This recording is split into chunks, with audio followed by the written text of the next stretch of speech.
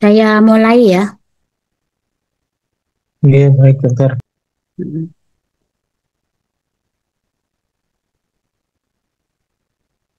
Baik, Assalamualaikum warahmatullahi wabarakatuh.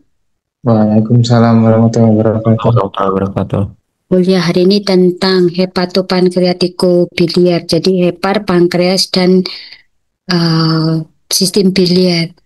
Ini adalah organ yang akan kita bahas. Ini ada hepar, kemudian di belakang daripada hepar ini ada vesika filia, kemudian ini pankreas yang terletak di lengkung dari duodenum. Kemudian hepar ini terletak di hipokondria sebelah kanan, jadi nanti dia ini akan berhubungan dengan gaster di sisi sebelah kiri belakang ya. Kemudian nanti juga akan berhubungan dengan intestinal, terutama di daerah duodenum, kemudian di daerah kanan ini juga di belakangnya ada kolon, ada renal, kemudian di bagian tengah itu nanti di belakangnya ada eh, esofagus, kemudian juga aorta, abdominal, serta vena cava inferior. Jadi hepar ini atau yang disebut dengan liver ya kalau dalam bahasa Inggris, ini merupakan organ yang terbesar dari tubuh kita. Jadi kira-kira beratnya sekitar 1 sampai 2,3 kilogram. Kemudian kalau hepar ini pada saat kita masih dalam kandungan ya atau dalam periode fetus itu dia fungsinya adalah sebagai hematopoietik atau organ yang menghasilkan sel darah. Namun karena perkembangannya nanti akan dialih oleh sumsum tulang. Nah, hepar ini mengandung atau berfungsi sebagai eksokrin maupun endokrin. Eksokrin ini dia akan mensekresikan empedu di mana nanti dia akan di dibuat di hepar, kemudian melalui ductus biliaris akan disimpan di vesika filia. Jadi kalau yang endokrin ini dia nanti akan menghasilkan hormon-hormon yang penting dalam metabolisme glukosa, kemudian lemak maupun protein serta proses pembentukan faktor pembekuan di dalam darah. Ini adalah vaskularisasi dari hepar. Jadi organ abdomen kita itu mendapat vaskularisasinya dari aorta abdominalis. Dia nanti akan memberikan cabang 3 yang besar yaitu arteri iliaca, arteri mesenterika superior, dan arteri mesenterior. Arteri iliaca ini nanti akan memberikan vaskularisasi ke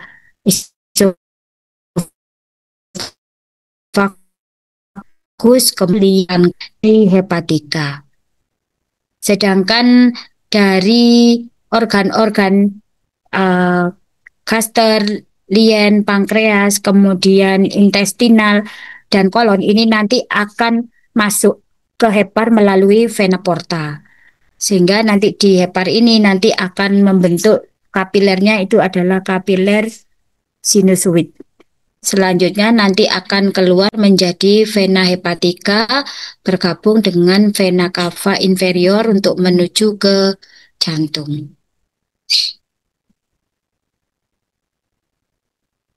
Fungsi hepar yang pertama adalah sebagai fungsi metabolik. Jadi dia nanti akan proses metabolisme ya atau melakukan proses metabolisme berupa protein, jadi dia nanti akan mensintesa terutama albumin, kemudian faktor koagulasi yaitu faktor 8. Kemudian untuk karbohidrat ini dia akan melakukan proses gluconeogenesis dan glikogenolisis. Jadi kalau darah itu kekurangan glukosa, maka dia akan menghasilkan glukosa melalui pemecahan lipid maupun protein namanya gluconeogenesis dan glikogenolisis, yaitu memecah glikogen menjadi glukosa. Kemudian untuk metabolisme lipid, nanti lipid itu berupa TG ya. TG itu nanti akan didegradasi menjadi asetil koenzim, kemudian ATP, kolesterol maupun fosfolipid.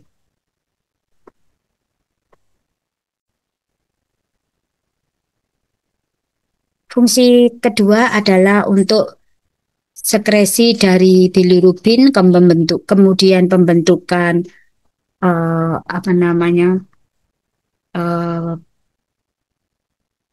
empedu ya, kemudian untuk hematopoietic function, yaitu pada saat masih dalam periode fetus, kemudian juga dia berfungsi untuk menghilangkan produk-produk dari degradasi dari fibrin dan laktat, terutama berperan penting dalam kondisi shock ataupun terjadinya kehilangan darah dalam jumlah yang besar dan proses transfusi. Ini adalah mekanisme pembentukan Fe ya. Jadi kalau ini sudah pada saat sudah di apa namanya hematopoiesisnya sudah dipegang oleh sumsum tulang. Jadi pada saat kita makan atau kita mengandung Fe, ini nanti kan akan diserap di kolon. Fe tadi akan diserap di kolon, akan masuk atau digunakan untuk menghasilkan eritrosit kan.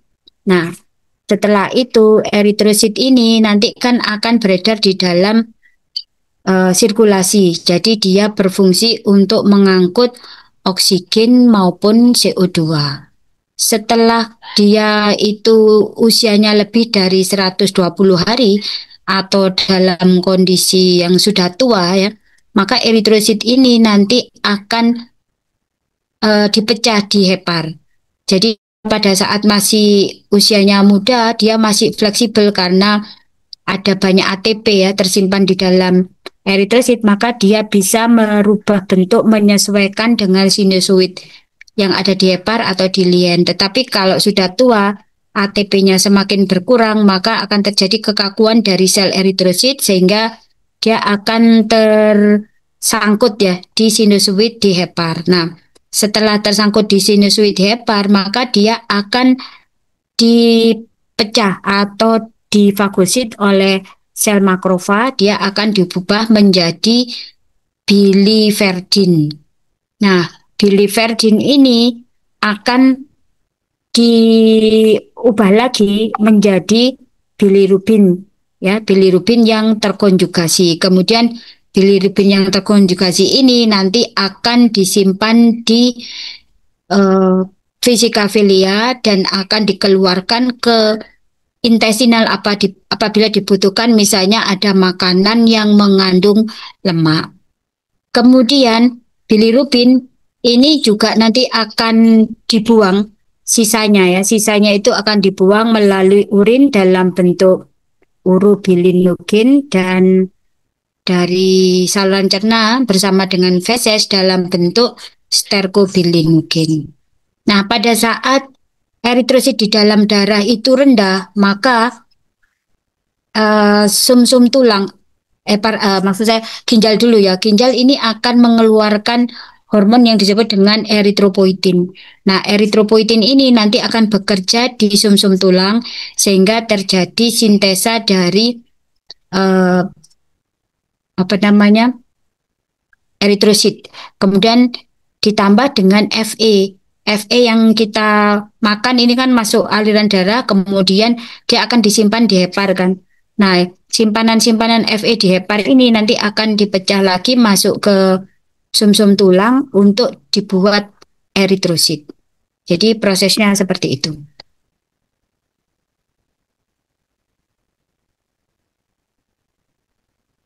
ini adalah proses pembentukan bilirubin tadi ya. Jadi ada Fe, kemudian masuk ke intestinal, kemudian dia akan diikat oleh transferin, masuk ke sumsum tulang untuk membentuk eritrosit. Tetapi dia kalau tidak digunakan, dia akan disimpan dalam hepar dalam bentuk ferritin. Kemudian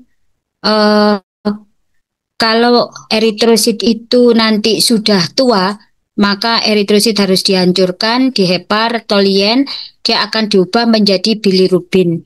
Selanjutnya bilirubin ini nanti akan disimpan dulu di hepar ya, di hepar bilirubinnya harus dikonjugasi dulu, kemudian dia akan menghasilkan empedu yang disimpan di vesika velia. Nah, setelah disimpan di vesika velia, nanti dia akan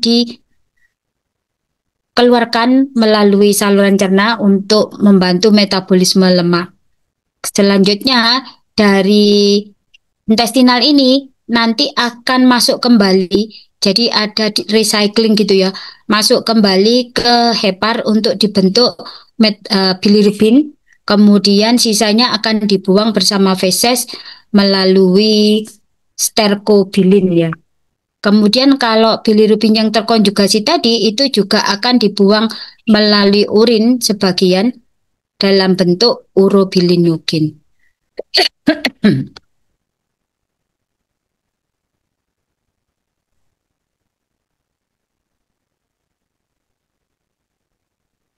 Fungsi ketiga dari hepar adalah fungsi humoral. Jadi hepar ini fungsinya adalah mendegradasi dari insulin yang dihasilkan oleh pankreas, kemudian mengkonversi T4. T4 itu hormon tiroksin ya yang dihasilkan oleh tiroid, yaitu tetraiodotiridonin menjadi triiodotiridonin yang lebih aktif, kemudian menginaktifkan hormon aldosteron, estrogen, androgen maupun ADH. Selanjutnya juga nanti dia akan menghasilkan serum ya, serum untuk albumin terutama. Jadi dia akan menghasilkan protein-protein albumin dan globulin, di mana albumin ini fungsinya adalah untuk mempertahankan osmolaritas darah, sedangkan globulin ini fungsinya adalah untuk bahan pembentukan antibodi. Kemudian fungsi hepar yang keempat adalah fungsi detoksifikasi. Jadi obat yang akan kita konsumsi ini nanti supaya dia tidak merusak atau meracuni organ yang lain, maka obat tersebut harus diinaktifkan sebelum dia dikeluarkan. Jadi obat-obat ini nanti akan dibuat menjadi lebih polar sehingga dia bisa dibuang bersama urin. Nah, tahapannya ada fase 1, fase 2. Fase 1 ini merupakan reaksi oksidasi reduksi, kemudian melibatkan enzim sitokrom P450 dan dia akan menghasilkan metabolit yang kurang aktif tetapi masih bersifat radikal ya. Kemudian fase kedua ini adalah fase konjugasi dengan menggunakan enzim glucuronil transferase. Ini nanti akan merubah metabolit yang sedikit reaktif tadi itu menjadi tidak reaktif dan larut di dalam darah atau di dalam air sehingga dia akan mudah untuk dibuang bersama urin. Nah, ini proses atau mekanismenya. Jadi kalau ada bahan-bahan yang masuk ke dalam hepar, maka dia akan mengalami proses detoksifikasi yaitu fase 1 dan fase 2. Jadi fase 1 ini menggunakan enzim sitokrom P450, maka dia akan menghasilkan metabolit yang sifatnya sedikit polar, kemudian juga dia sedikit mengandung radikal bebas. Kemudian dengan bantuan antioksidan yang ada di dalam hepar itu sendiri, yaitu katalase, kemudian SOD dan glutathione, maka free radikal ini nanti akan diinaktifkan. Jadi apa namanya? Dikurangi ya kereaktifannya. Kemudian dengan adanya fase konjugasi yang termasuk fase 2 ini nanti akan diubah menjadi metabolit yang larut di dalam air, kemudian dia nanti akan dibuang bisa bersama feses maupun bersama urin. Jadi kalau bersama feses dia akan dibuang atau dibentuk bersama dengan empedu, kemudian akan dibuang bersama feses, sedangkan kalau yang larut di dalam air yang dibuang bersama urin ini dia akan masuk ke ginjal. Berikutnya adalah proses pembentukan bilirubin. Jadi proses pembentukan bilirubin ini tadi kan bukan bilirubin, apa namanya, bile itu empedu ya. Proses pembentukan garam empedu di hepar itu kan bahan dasarnya adalah bilirubin dari pemecahan eritrosit. Nah, bilirubin tadi itu setelah di hepar itu nanti dia dilakukan proses konjugasi ya, maka nanti dia akan disimpan di vesika velia. Nah, setelah disimpan di vesika velia, nanti kalau dibutuhkan, maka garam empedu itu akan dikeluarkan melalui ductus choledocus. Dia akan ke intestinal, yaitu di daerah duodenum melalui ampula vateri. Nah, dengan adanya garam empedu di sini, maka lemak yang tadinya itu tidak larut di dalam air ini menjadi teremulgasi sehingga dia larut di dalam air, kemudian dia nanti akan dipecah oleh enzim amilase yang dihasilkan oleh pankreas. Nah, setelah selesai melakukan fungsinya, sebagian garam empedu ini nanti akan dikeluarkan bersama feses sehingga memberikan feses itu berwarna coklat kehijauan. Kemudian bisa juga dibuang sisanya melalui ginjal sehingga dikeluarkan bersama urin dalam bentuk urobilinogen. Kemudian sebagian besar ini nanti akan kembali menuju ke hepar untuk dibentuk menjadi bilirubin, kemudian disimpan dalam bentuk garam empedu di vesika velia. Nah, ini prosesnya ya. Jadi kalau kita makan gitu ya, kita makan yang mengandung lemak itu kan nanti akan dipecah di intestinal kan, dipecah di intestinal. Nah, setelah dalam bentuk dalam bentuk droplet lipid, ini kan dia masih belum bisa larut di dalam air, maka harus ada tambahan garam empedu yang dikeluarkan dari vesika velia ini melalui ductus choledocus. Dia akan dikeluarkan ke duodenum sehingga dia akan terbentuk misal. Nah, misal inilah nanti yang akan berikatan dengan protein membentuk kilomikron, kemudian dia nanti akan diserap melalui kelenjar limfe, kemudian dia akan menuju ke hepar. Nah, nanti di hepar ini nanti lipid tadi itu nanti akan diubah menjadi asam folat, kemudian senodioxycholic acid. Ini akan mengalami proses konjugasi sehingga akan membentuk garam empedu primer. Kemudian nanti dari kolesterol yang berasal dari lemak tadi ya, kemudian juga bilirubin ini nanti akan mengalami konjugasi sehingga akan terjadi bilirubin yang terkonjugasi. Sehingga nanti misal kemudian garam empedu primer terus bilirubin yang terkonjugasi ini nanti akan membentuk garam empedu yang akan disimpan di vesicaphelia.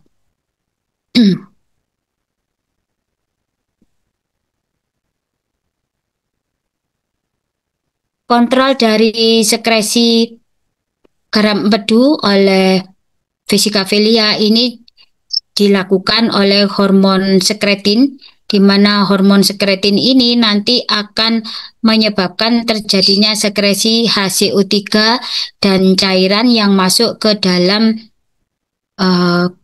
ductus biliaris. Kemudian sekretin ini juga akan menyebabkan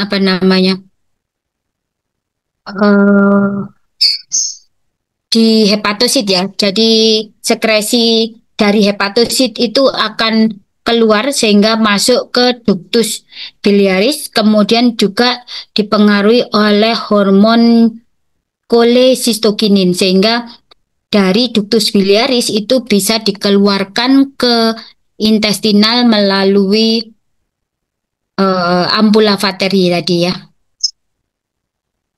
Berikutnya adalah marker dari kerusakan hepar. Itu yang pertama adalah antinuklear faktor. Ini biasanya normal pada saat dalam usia-usia fetus gitu ya. Nah, kalau misalnya antinuklear faktor itu menetap pada usia tua, ini menunjukkan bahwa pasien tersebut mengalami proses autoimun kronik aktif hepatitis. Kemudian ini akan bisa menginduksi terjadinya keganasan pada hepar. Kemudian yang kedua adanya mitokondrial antibody. Ini merupakan marker untuk terjadinya sirosis biliaris. Kemudian alfa fetoprotein ini juga terdapat pada fetus ya, sehingga kalau dia menetap pada usia tua ini menunjukkan kemungkinan akan bisa terjadi CA pada liver. Kemudian ada ALP atau alkalin fosfatase, ini menunjukkan adanya obstruksi dari ductus di vesicaphelia.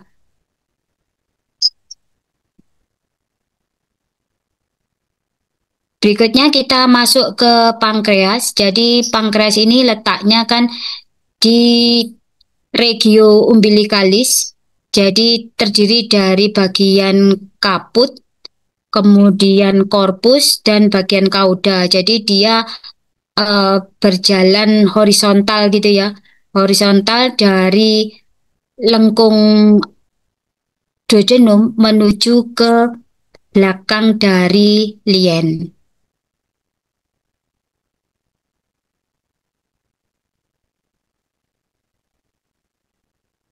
Secara embriologi, pankreas ini berasal dari diverticulum pankreas ventral dan diverticulum pancreaticus dorsal. Kemudian yang diverticulum ventral ini akan berkembang menjadi ductus biliaris, vesicaphelia, hepar, dan pankreas bagian ventral. Sedangkan yang dorsal akan berkembang menjadi kaput, korpus, dan kauda serta ductus pancreaticus minor. Ampula dan ductus pancreaticus mayor ini berasal dari diverticulum ventral, sedangkan ampula dan ductus pancreaticus minor berasal dari diverticulum dorsal. Kemudian bagaimana terjadinya diferensiasi dari sel pankreas? Jadi sel pankreas ini kan ada eksokrin dan endokrin ya. Jadi nanti yang pertama itu ada sel endodermal sel atau sel punca gitu ya. Oh kok ada rekaman nih, sebentar. Biar nggak gabung. Nah, kemudian nanti dari sel punca ini nanti akan ada gen-gen yang mengatur ke arah sel endokrin maupun sel eksokrin. Kalau yang ke arah sel eksokrin ini gen yang mengatur adalah gen PDX1, BM4, MAB nanti akan berubah menjadi sel-sel asinus ya untuk mensekresi enzim. Sedangkan kalau yang ke endokrin ini ada PDX1, kemudian nanti dia akan mengaktifkan gen-gen yang menghasilkan sel beta, sel alfa, kemudian juga sel delta. Ini adalah asinus dari pankreas ya. Jadi ada sel asinus ini, kemudian ada ductus dan ada ductus yang utama.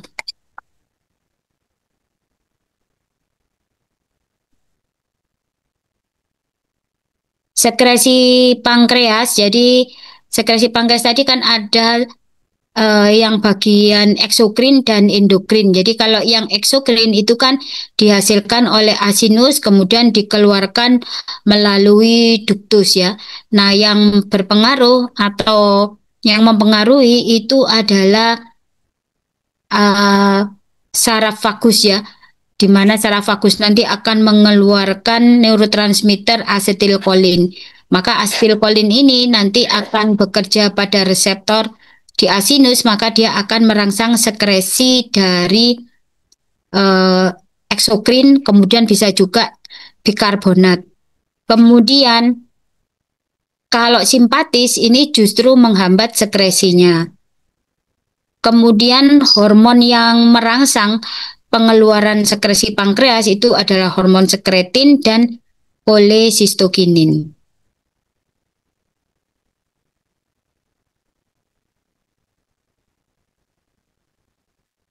Enzim yang dihasilkan oleh pankreas itu adalah enzim-enzim yang berfungsi untuk membantu metabolisme protein, lemak maupun karbohidrat.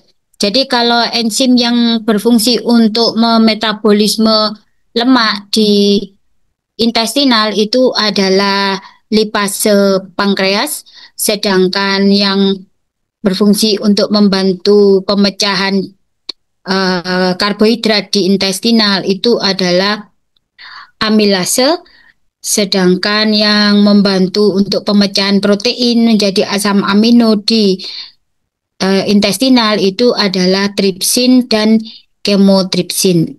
Nah, enzim tripsin dan kemotripsin ini sifatnya adalah inaktif pada saat dikeluarkan dari ductus ya, karena sifatnya yang erosi atau proteolitik, sehingga kalau misalnya dia sudah dikeluarkan dalam bentuk aktif dari ductus, di mana ductus itu masih berada di dalam jaringan pankreas, maka dia akan merusak jaringan pankreas itu sendiri. Itu sebabnya dia dikeluarkan dalam bentuk inaktif.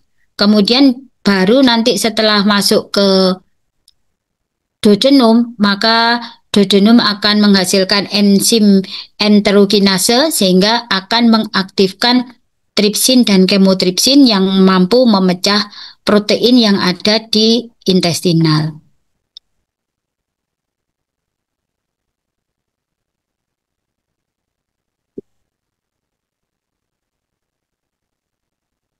Ini sudah, ini tadi anu nih ya. Jadi kalau parasimpatis itu kan mengeluarkan asetilkolin ya.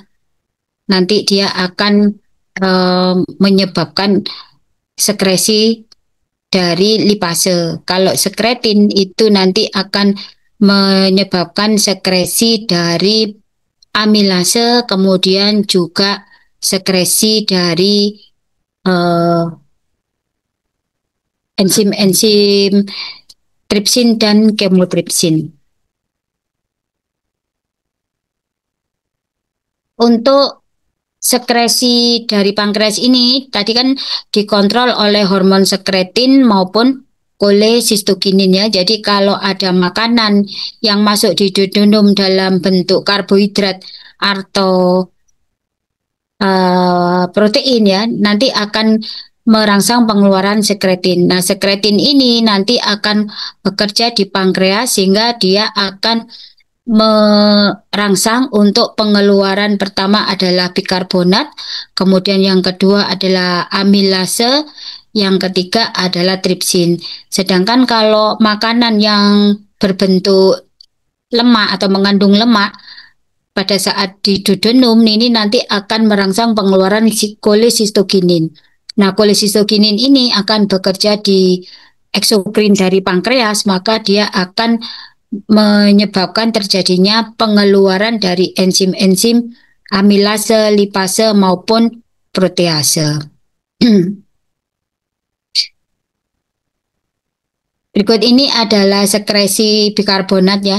Jadi sekresi bikarbonat tadi itu kan dipengaruhi oleh hormon sekretin ya. Jadi pada saat ada sekretin ini nanti maka akan terjadi masuknya CO2 dari darah ini nanti akan berikatan dengan H2O yang ada di dalam sel-sel asinus, maka akan terbentuklah H2CO3. Kemudian H2CO3 ini nanti akan terpecah menjadi H+ dan HCO3- oleh enzim apa namanya? Karbonik anhidrase, maka dia akan berubah menjadi H+ dan HCO3-. Nah, HCO3- ini nanti akan dikeluarkan ke duktus, kemudian H+-nya ini nanti akan masuk ke dalam darah. Pada saat HCO3 ini masuk ke duktus, maka klorida yang ada di duktus akan masuk ke dalam sel asinus. Sedangkan pada saat ion H ini nanti dikeluarkan ke dalam darah, maka dari darah ini nanti akan masuk natrium ke sel asinus sehingga terjadi suatu buffer gitu ya. Dan HCO3 yang dihasilkan dari duktus ini nanti akan dikeluarkan ke duodenum untuk mempertahankan pH menjadi basa di duodenum. Nah, ini mekanismenya ya. Jadi tadi CO2 yang ada di dalam darah ini kan masuk berikatan dengan air yang ada di sitoplasma dari sel asinus menghasilkan H2CO3. H2CO3 dengan karbonik anhidrase akan pecah menjadi H+ dan HCO3-. H+-nya kembali ke dalam darah diganti dengan natrium, sedangkan HCO3-nya ini nanti akan masuk ke dalam duktus digantikan oleh ion klorida. Nah, HCO3 ini yang nanti akan dikeluarkan ke duodenum. Fase dari sekresi pankreas ini juga ada fase sefalik, fase gastrik, dan fase intestinal. Kalau pada saat fase sefalik di mana makanan itu masih berada di kavum oris ya, ini pankreas hanya mensekresikan sekitar 20%. Kemudian kalau pada saat makanan sudah masuk ke dalam gaster, maka pankreas hanya menghasilkan sekitar 5-10%. Nah, pada saat masuk ke intestinal atau intestinal fase, maka sekresinya ini sekitar 70-75% karena adanya hormon sekretin, hormon CCK, maupun adanya peningkatan asetilkolin. Ini sama sudah.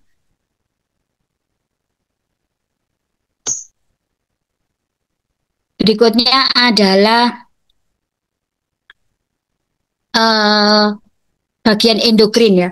Bagian endokrin dari pankreas. Jadi bagian dari endokrin dari pankreas ini disebut kumpulan selnya adalah pulau Langerhans, di mana di dalam pulau Langerhans ini sebagian besar adalah sel beta pankreas yang menghasilkan insulin, kemudian ada sel alfa yang menghasilkan glukagon, kemudian sel delta yang menghasilkan polipeptida, pankreatik polipeptida.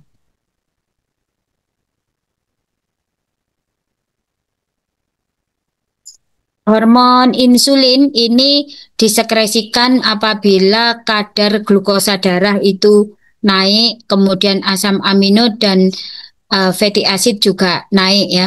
Kemudian aksinya itu adalah mengembalikan kadar glukosa darah kembali normal dengan cara dia meningkatkan uptake glukosa atau uptake glukosa, kemudian setelah itu dia juga akan mengaktifkan proses glikolisis, kemudian eh, mengaktifkan anabolisme dari protein, kemudian juga mengaktifkan lipogenesis. Efek yang lain adalah terjadi hipokalemi. Sebaliknya, kalau glukagon ini nanti akan bekerja pada saat kadar glukosa darah turun, kemudian asam aminonya meningkat, hormon CCK, norepinefrin, dan asetilkolinnya juga meningkat. Ini akan menyebabkan terjadinya peningkatan kadar glukosa darah melalui mekanisme glikogenolisis, gluconeogenesis, dan lipolisis. Ini sama ya. Jadi glukagon itu meningkat kalau glukosa darah turun, amino asidnya meningkat, kemudian adanya CCK dan norepinefrin, epinefrin. Tapi kalau menurun bila kadar glukosa darah meningkat, ada insulin, ada somatostatin, kemudian juga peningkatan fatty acid maupun benda-benda keton. Ini adalah mekanisme sekresinya. Jadi yang merangsang sekresi dari insulin itu adalah glukosa. Jadi glukosa ini nanti akan masuk ke sel beta melalui glukosa transporter. Kemudian glukosa ini nanti akan dimetabolisme menjadi ATP, sehingga dengan adanya ATP maka akan terjadi peningkatan dari ion kalium. Akibatnya terjadilah muatan depolarisasi. Nah, depolarisasi ini nanti akan menyebabkan ion kalsium masuk ke dalam sel beta, kemudian sel beta akan mensekresikan insulin yang sudah di packing gitu ya di dalam vesikel-vesikel, sehingga insulin nanti akan keluar untuk mengendalikan kadar glukosa darah. Ini tadi sudah. Nah, ini adalah mekanisme regulasinya. Jadi pada saat kadar glukosa di dalam darah itu rendah, maka ini akan diterima oleh pankreas. Maka di sini yang bekerja adalah sel alfa. Sel alfa akan menghasilkan glukagon, kemudian glukagon akan bekerja di hepar untuk terjadi proses gluconeogenesis, glikogenolisis, dan lipolisis, sehingga kadar glukosa di dalam darah akan kembali meningkat. Sebaliknya, kalau glukosa di dalam darah itu tinggi, maka masuk ke pankreas yang bekerja adalah sel beta, sehingga dia akan menghasilkan insulin. Insulin ini nanti akan bekerja untuk mengembalikan kadar glukosa darah melalui proses uptake glukosa oleh sel, kemudian glikolisis, kemudian glikogenesis, dan lipogenesis.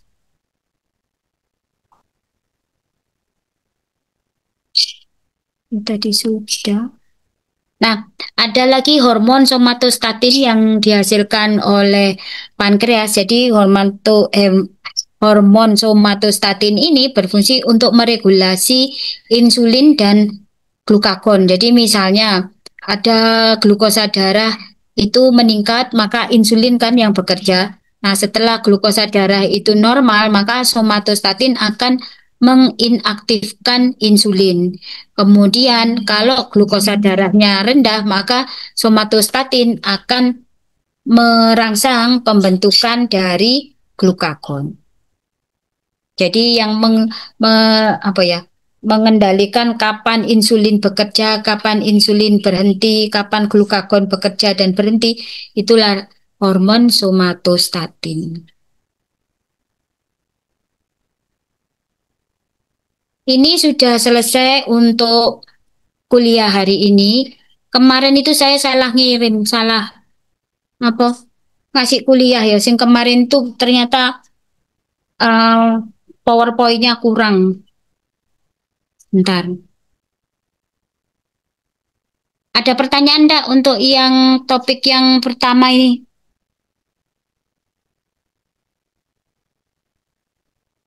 Enggak ada.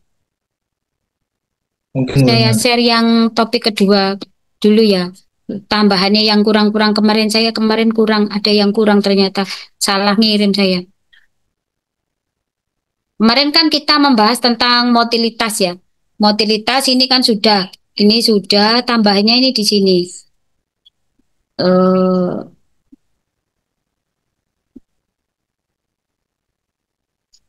nah, ini bagian-bagian dari sistem gastrointestinal itu kan mulai dari cavum oris, faring, esofagus, kemudian gaster, intestinal yaitu duodenum, jejunum, ileum, kemudian kolon yaitu kolon ascending, transversum, kemudian descending, sigmoid, rectum, anus. Kemudian untuk bagian dari cavum oris ini kan fungsi utamanya adalah untuk proses memecah makanan ya, baik secara mekanis maupun secara kimis.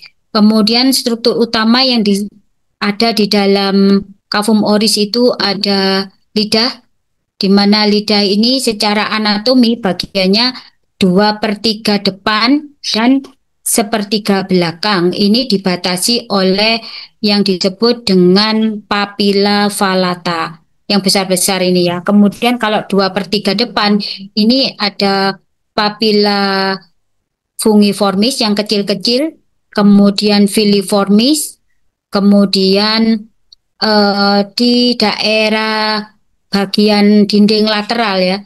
Dinding lateral itu kan ada lipatan mukosa yaitu glossopalatina dan glossofaringea. Kemudian di antaranya ini ada fossa palatina yang berisi tonsilla palatina. Kemudian bagian sepertiga belakang dari lidah ini adalah tonsilla lingua. Kemudian eh, lidah ini berhubungan dengan epiglotis melalui lipatan mukosa yang disebut dengan glossoepiglotika.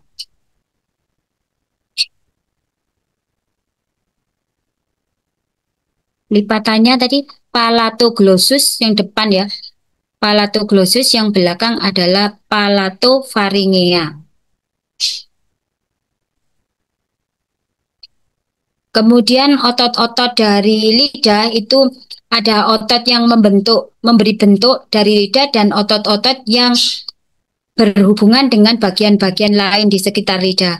Kalau yang membentuk lidah itu ada otot vertikal, transversal, kemudian superior, inferior. Sedangkan kalau otot yang berhubungan dengan bagian yang lain itu ada styloglossus, palatoglossus, kemudian yang di bawah ini adalah genioglossus dan apa namanya yang pakai yang hioid itu hyoglossus ya. Kemudian di cavum oris itu sendiri batas-batasnya, batas atasnya itu adalah palatum durum dan palatum mole, kemudian batas bawahnya itu adalah lingua, kemudian batas sampingnya depan, samping dan depan ini adalah gingiva, kemudian ruangan yang dibentuk di bagian dalam ini adalah cavum oris. Kalau ruangan yang dibentuk antara gingiva bagian depan dan mukosa dari apa namanya bukal, kemudian mukosa dari bagian dalam labia ini adalah vestibulum oris. Kemudian di dasar lidah ini ada lipatan mukosa namanya frenulum lingua, kemudian juga ada muara dari ductus apa namanya Duktus untuk saliva ya, sublingual dan submandibula. Kemudian untuk gigi geligi itu bagian depan ini ada dua caninus, keliru, dua incisivus, satu caninus, dua premolar, tiga molar, sehingga hasilnya nanti kalau dikalikan semuanya ada 32 gigi yang permanen. Kemudian struktur dari gigi itu yang bagian menonjol di atas gingiva ini namanya korona, di mana korona ini terdiri dari lapisan email dan lapisan dentin. Sedangkan bagian yang masuk ke dalam gingiva ini namanya radix. Kemudian strukturnya ini yang bagian luar itu ada lapisan sementum. Lapisan sementum ini merupakan jaringan ikat yang memfiksasi antara tulang gigi dengan tulang gingiva. Kemudian ada lapisan dentin dan bagian dalam ini ada pulpa yang berisi pembuluh darah, kemudian saraf dan pembuluh limfe. Nah, kalau misalnya gigi itu lubang ya, selama masih di lapisan email, maka dia tidak akan terjadi rangsang nyeri. Tapi kalau dia sudah masuk ke dentin, di mana dentin ini dekat dengan pulpa, maka rangsangan di dentin ini nanti akan menyebabkan rangsangan reseptor nyeri yang ada di pulpa, sehingga kita bisa merasakan gigi ngilu atau nyeri itu karena adanya kerusakan dari email yang sudah menembus dentin atau malah menembus pulpa.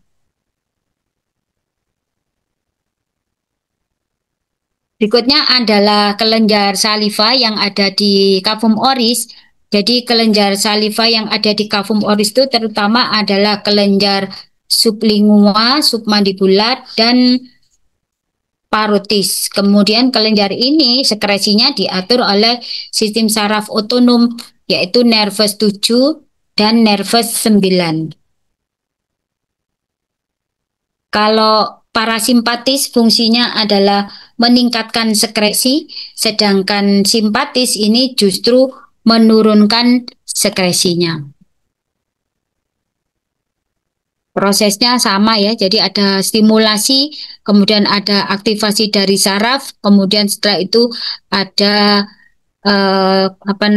ikatan antara neurotransmitter dengan ujung-ujung saraf ini akan menyebabkan pembukaan kanal kalsium. Sehingga kalau kalsiumnya itu meningkat di dalam sel, maka akan terjadi sekresi dari duktus tadi. Apakah itu sekresi dalam bentuk air ataupun elektrolit. Jadi ini adalah mekanisme rangsangannya ya.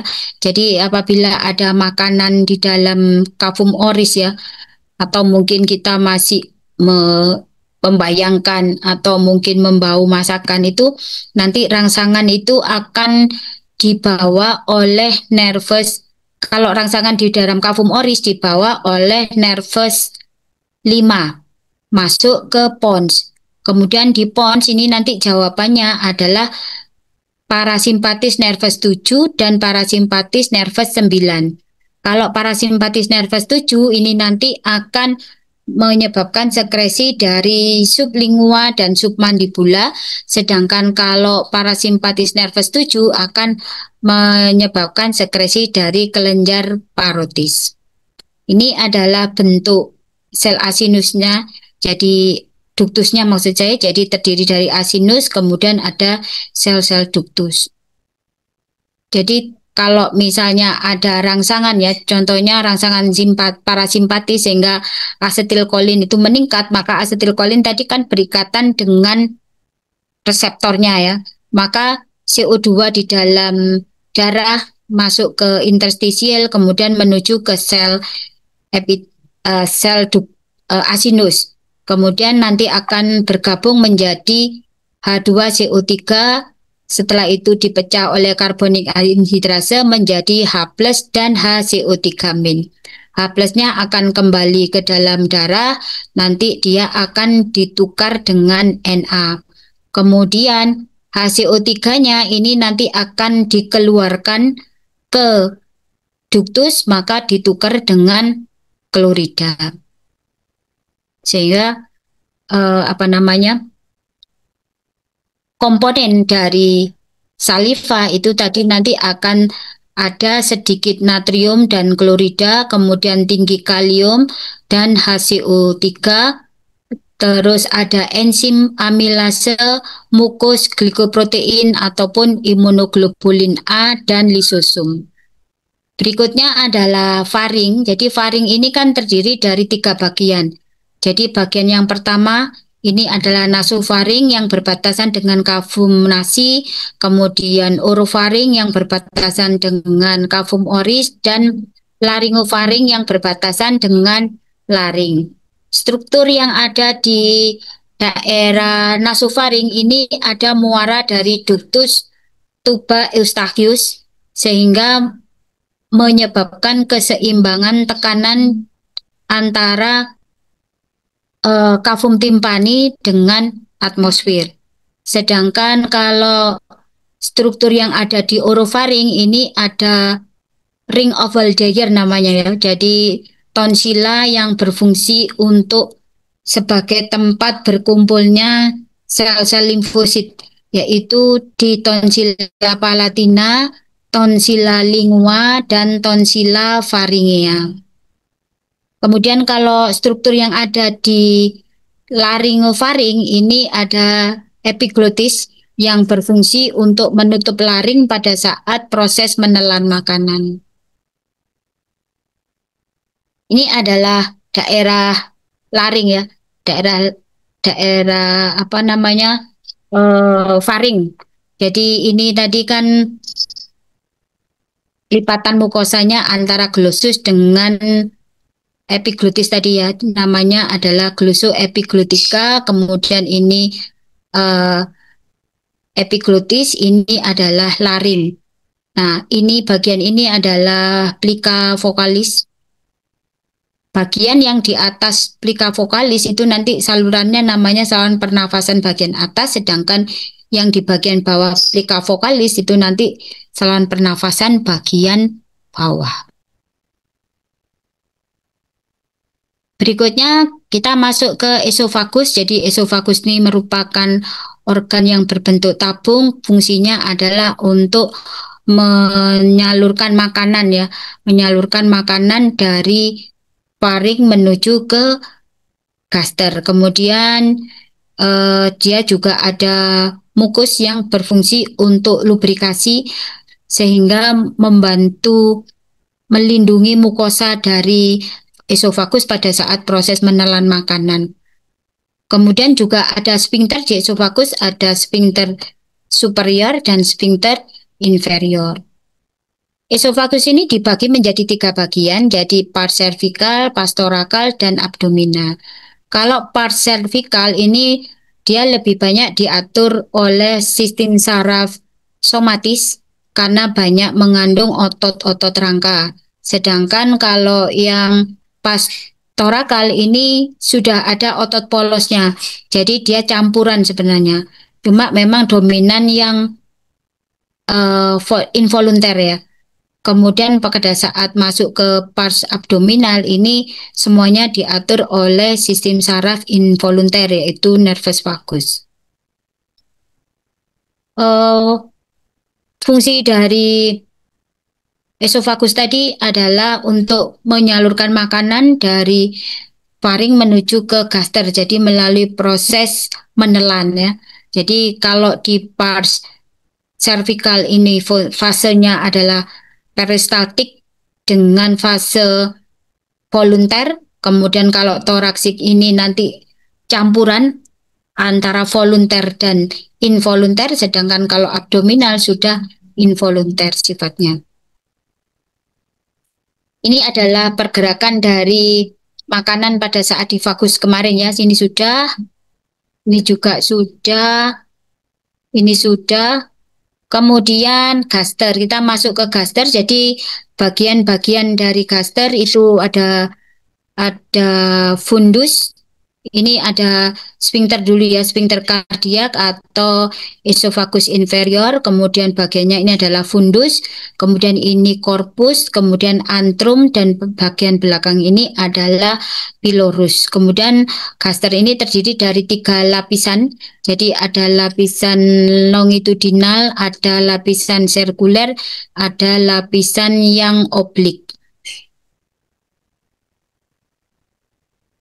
Kemudian sel yang ada di gaster itu ada sel goblet yang fungsinya untuk mensekresikan mukus, kemudian sel parietal untuk mensekresikan HCl, kemudian ada chief cell ini untuk mensekresikan pepsinogen, G cell untuk mensekresikan hormon gastrin.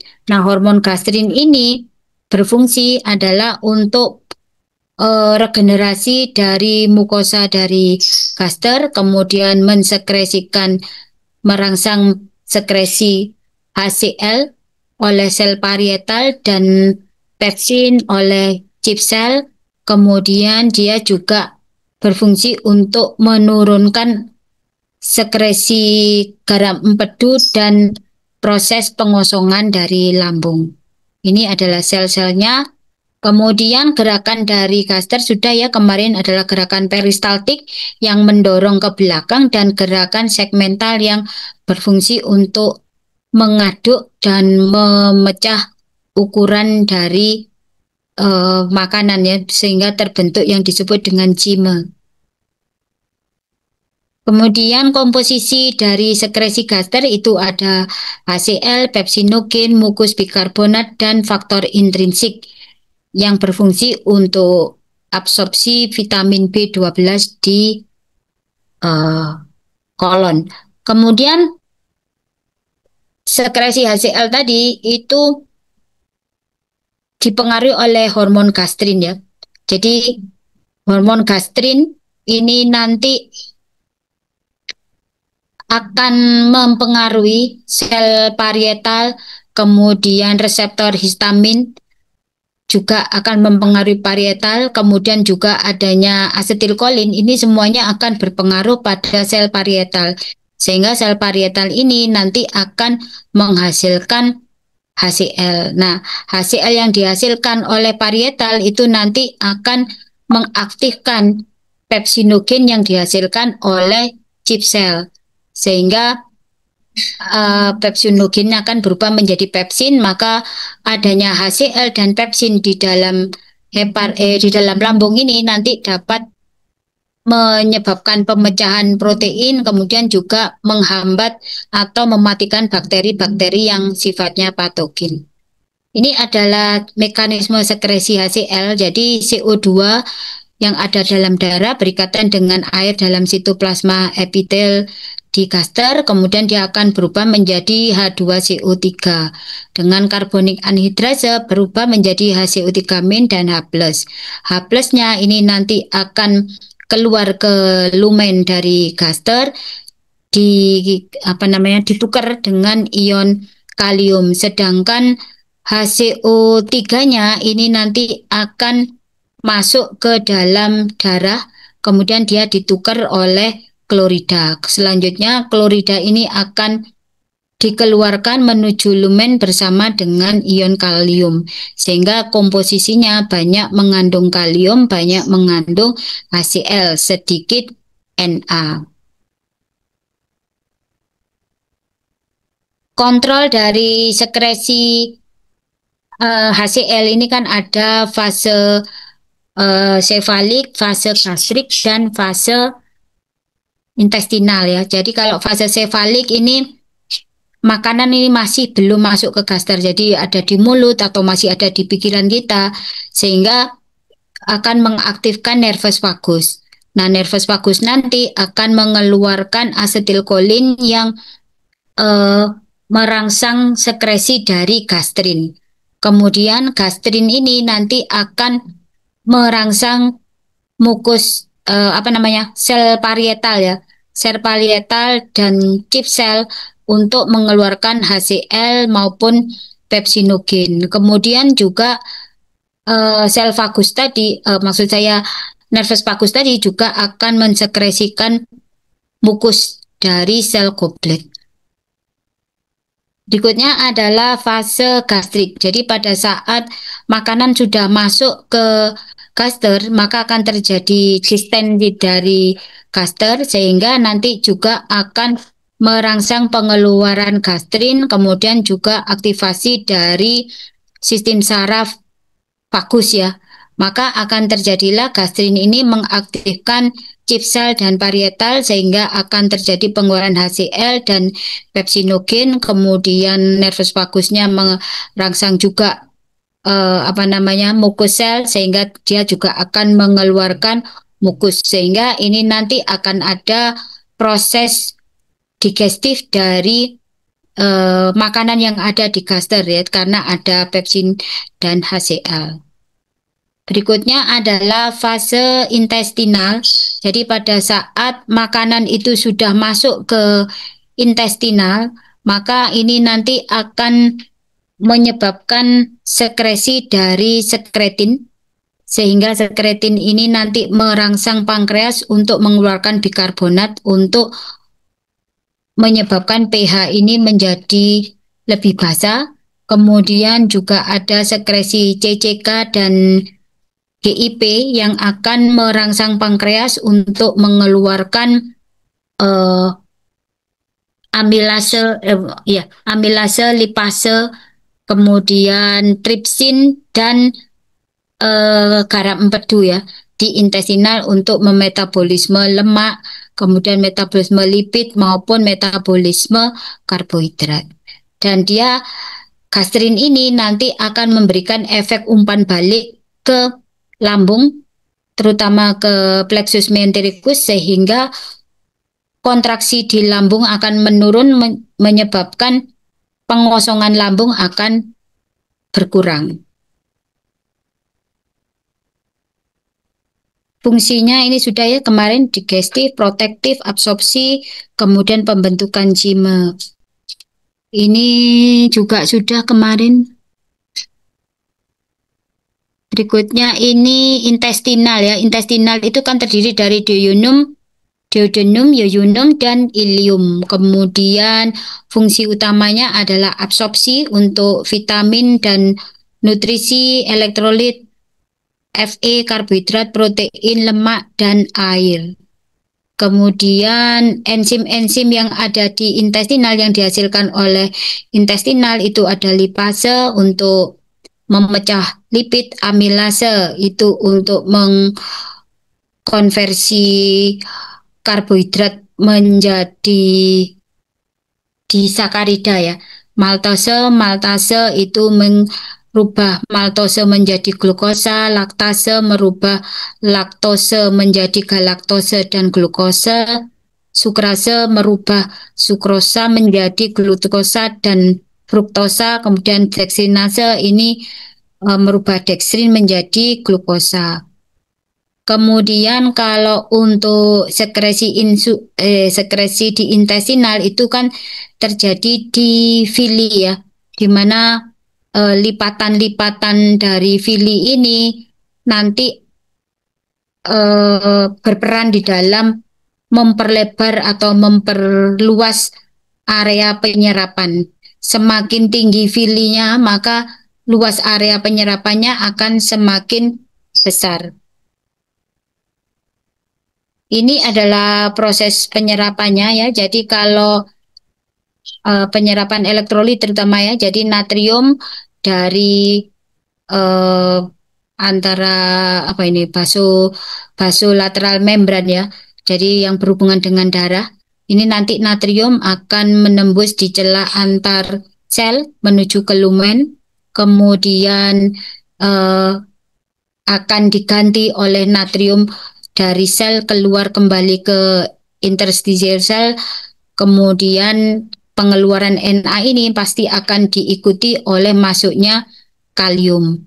Kemudian klorida ini kan nanti akan dimasukkan dari sel menuju ke lumen, sehingga di lumen nanti akan banyak mengandung natrium dan klorida.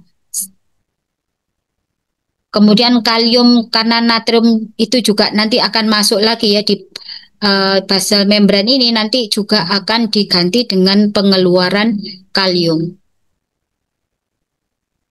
Kemudian hormon yang ada di intestinal ada enterogastron yang berfungsi menghambat sekresi gastrik, sehingga sekresi di gaster dan motilitasnya atau peristaltiknya akan menurun.